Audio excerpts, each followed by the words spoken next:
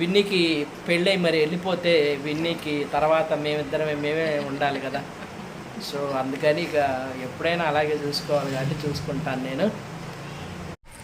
నమస్తే దోస్తులు, hi hello, ఎలా ఉన్నారు? బాగున్నారా? నేనైతే చాలా బాగున్నానండి. చెప్పాను కదా ఈరోజు మన మాస్టర్ని గుంటూరు హాస్పిటల్కి తీసుకెళ్తున్నానని చెప్పేసి. సో నేను ఇప్పుడైతే బయలుదేరాము. ఈరోజు విన్నీని కూడా తీసుకెళ్తున్నాం మాతో పాటే. హాలిడే ఉంది కదా విన్నీకి, అందుకని విన్నీని కూడా మాతో పాటే తీసుకెళ్తున్నాను. లేదంటే మళ్ళీ క్యారేజీ పెట్టాలి విన్నీకి, మళ్ళీ మేము వచ్చేదాకా వెయిట్ చేస్తూ ఉంటుంది, అదొక టెన్షన్తో ఉంటుంది. అందుకని సో ఈరోజు అయితే విన్నీ కూడా మాతోనే వస్తుంది.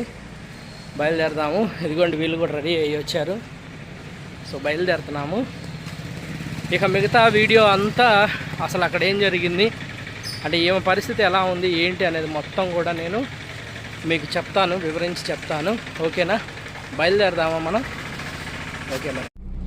హాయ్ దోస్తులు, మొత్తానికైతే వచ్చాము, హాస్పిటల్లోకి వెళ్ళాము, చూపించాము. ఆ డాక్టర్లు కూడా పెద్దగా ఏమి లేదు, అసలు అవసరం ఏమి లేదు అన్నారు. సిటీ స్కాను అది చేయించిన ఉన్నాయి కదా ఇంతకుముందు, అవి చూసి ఏం లేదని చెప్పి అన్నారు. సో మొత్తానికైతే వచ్చే తలనొప్పి ఏంటంటే రోజు పొద్దున్నే టీ తాగపోతే వచ్చే తలనొప్పి. ఏంటి ఇట్లా ఏదన్నా బాగా ఆలోచించడం ద్వారా వస్తుందని చెప్పి అని అంటున్నారు. సో ప్రజెంట్ అయితే నో ప్రాబ్లం, ఏం లేదు, ఫుల్ హ్యాపీ, అంతా బ్రహ్మాండంగా అయిపోయింది వచ్చిన పని అయితే. సో ఇక నుంచి మనం డైలీ యథావిధిగానే ఉండొచ్చు. పాపం కొంచెం బాగా బాధపడింది, ఎందుకనో ఫీల్ అయిపోయింది, డల్ అయిపోయింది మనిషి.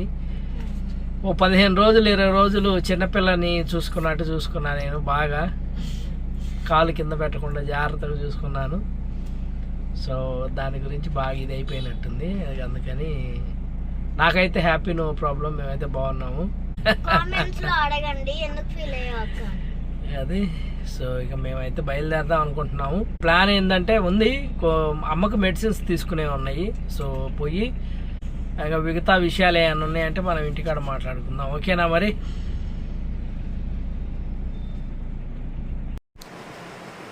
హాయ్ దోస్తులు, మొత్తానికి ఇంటికి కూడా వచ్చేసాము. మధ్యాహ్నం కొంచెం చిన్న గుంటూరులో కొన్ని చిన్న వర్క్స్ ఉన్నాయి. కారుకు సంబంధించి కొన్ని రిపేర్లు ఉన్నాయి చిన్నవి, అవి చేయించుకుంటా. సో అక్క వాళ్ళు చిలకలూరుపేటలో ఉంటున్నారు. పోయి కొద్దిగా అక్క వాళ్ళని కూడా పలకరించి వచ్చాము. అంటే ఇంతకుముందు నర్సరావుపేటలో ఉన్నారు కదా మా అక్క వాళ్ళు. సో వాళ్ళు ఇప్పుడు మా అక్క వాళ్ళ పాపని చిలకలూరుపేటలో చదివిస్తున్నారు. అంటే మాకు ఇక్కడ నుంచి ఒక 20 కిలోమీటర్స్ డిస్టెన్స్ ఉంటుంది. ఇక్కడి నుంచి వెళ్ళిపోయి అక్కడ ఉంటున్నారు. సో వచ్చే దారే కదా, వాళ్ళని పలకరించి వద్దామని చెప్పేసి అటు కూడా వెళ్ళి వాళ్ళని పలకరించి వచ్చాను.